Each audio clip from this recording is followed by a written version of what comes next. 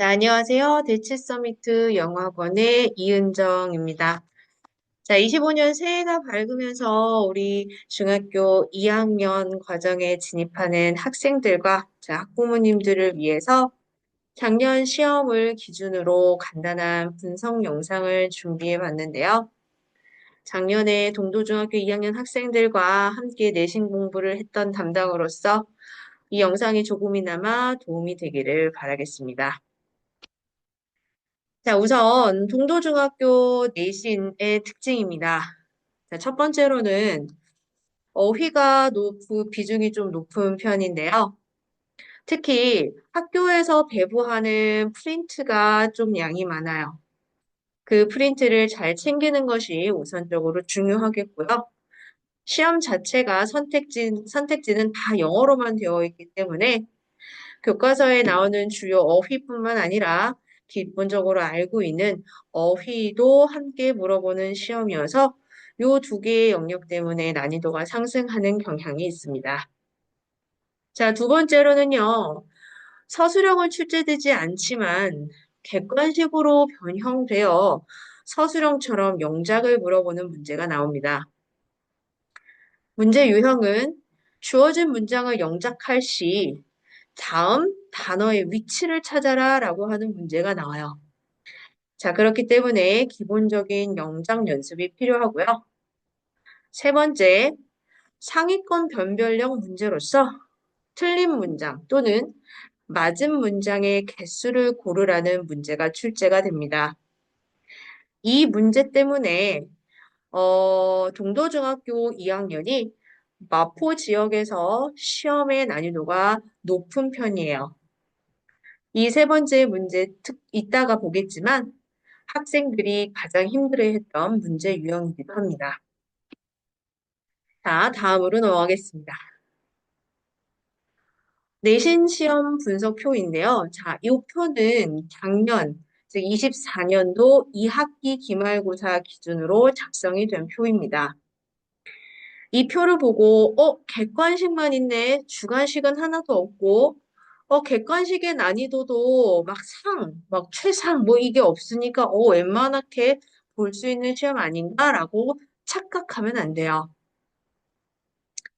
앞서 말씀드린 것처럼 문법 문제는 개수를 고르는 문제가 나오기 때문에 출제된 7개의 문제 중 6개의 문항만 맞추고 하나만 잘 몰라도 4점 정도의 큰 배점을 잃게 됩니다. 그렇기 때문에 생각보다 고득점을 받기 어려운 그런 시험이라고 할 수 있습니다. 자, 독해 영역도 선택지가 다 영어이기 때문에 기본적인 짧은 문장의 정확한 해석 훈련은 언제든 반복적으로 필요하고요. 영작 문제도 객관식이지만 문장의 위치 문제 또는 주어진 단어의 위치 문제를 찾으라는 식으로 객관식으로 변형된 영작 문제가 두 문제나 출제가 되고요. 자, 마지막으로 단어 같은 경우에는 영영 프리는 학교에서 나눠주는 프린트 그대로 나오지만 그 프린트의 양이 많기 때문에 여러분들이 미리미리 학습을 해야 된다. 이렇게 말씀을 드리고 싶습니다. 자, 그러면 동도중학교에서 고득점을 받기 위해서는 도대체 어떻게 준비를 해야 하는지 좀 살펴보도록 할게요. 자, 우선 1번. 학교에서 나눠주는 자료의 양이 많습니다. 요것을 응용하여 반복적으로 테스트를 보며 학습 및 암기를 해야 되는데요. 한 번만 보고 끝났다고 하는 게 아니고 틀린 거를 계속해서 반복해서 봐서 본인이 틀린 것을 또는 약점을 메꿔나가는 그런 학습이 필요합니다. 자, 두 번째는 어, 주요 문장을 반드시 암기를 해야 돼요. 객관식만 나오기 때문에 주관식은 준비 안 해도 돼. 그러니까 문장 안 외워도 돼. 라고 생각하면 안 돼요. 주요 문장은 서술형으로 나오진 않지만 조금 전에 얘기한 것처럼 문장의 위치 문제, 아, 단어의 위치 문제, 그게 출제가 되기 때문에 반드시 서술형처럼 대비를 해야 합니다. 그 다음 세 번째가 이제 변별력 문제로 출제되는 것으로서 어법 문제로 난이도 있게 나오는데 이 어법 문제는 메인 문법, 즉 주요 문법뿐만 아니라 그거에 연관된 문법 문제를 함께 학습을 하면서 어법의 오류 문장을 찾아서 반드시 근거를 제시하는 연습을 해야 돼요. 문제만 맞추는 것이 아니라 왜 그게 틀렸고 어떻게 맞게 고치는 것까지 학습을 해야 응용된 문제를 해결할 수 있습니다.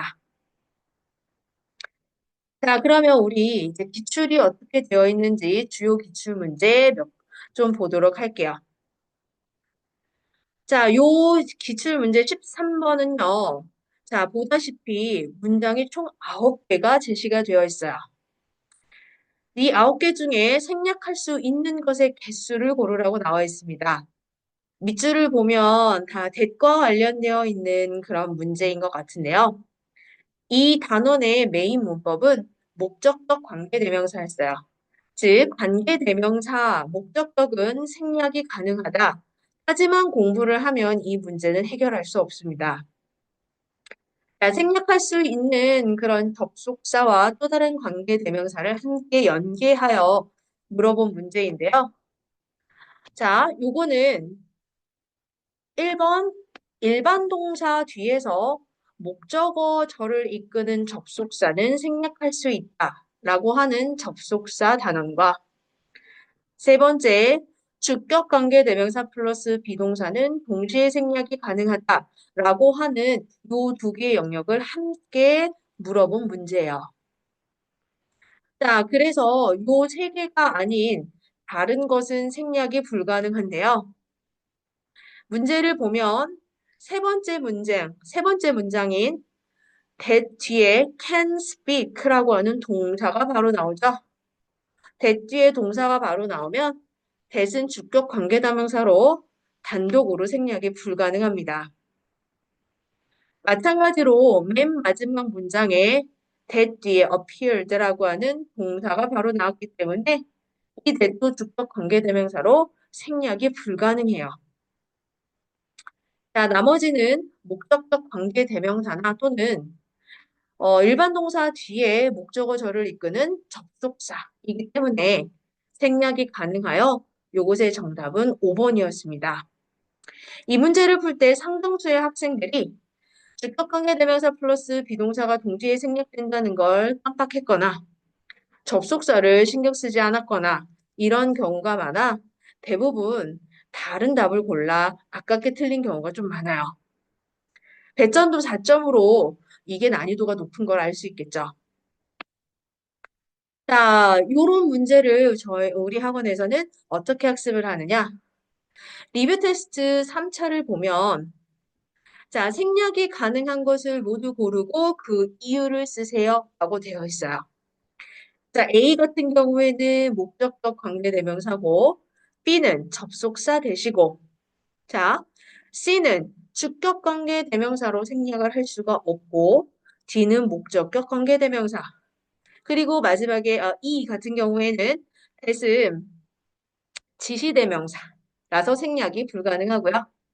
그 다음에 F 같은 경우에는 that is 주격 관계대명사 플러스 비동사는 동시에 생략이 가능합니다. 라고 해서 이런 식으로 고른 다음에 플러스 이유까지 설명을 하라고 해요.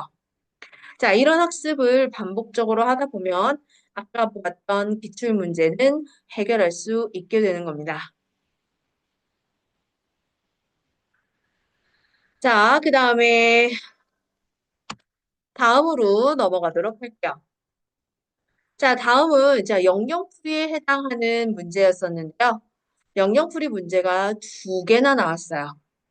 17번은 찾을 수 없는 것을 고르라고 했고, 20번은 찾을 수 있는 것이라고 해서 서로 반대 방향의 문제를 물어보고 있지만, 이 두 개의 문제에서 선택지에 나온 요 10개의 영역풀이는 모두 다 학교 프린트에서 출제가 되었습니다.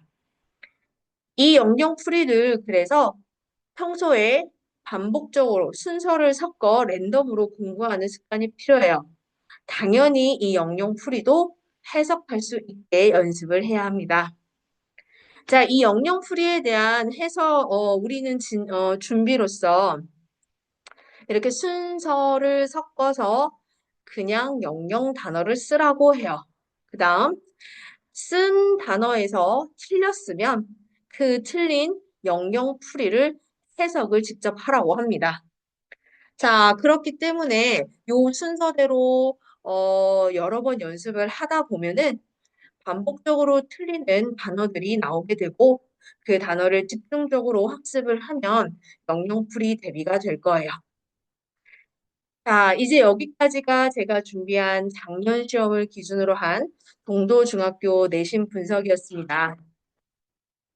자, 이 영상이 여러분들의 앞으로의 큰 꿈과 목표에 조금이나마 도움이 되기를 바랍니다.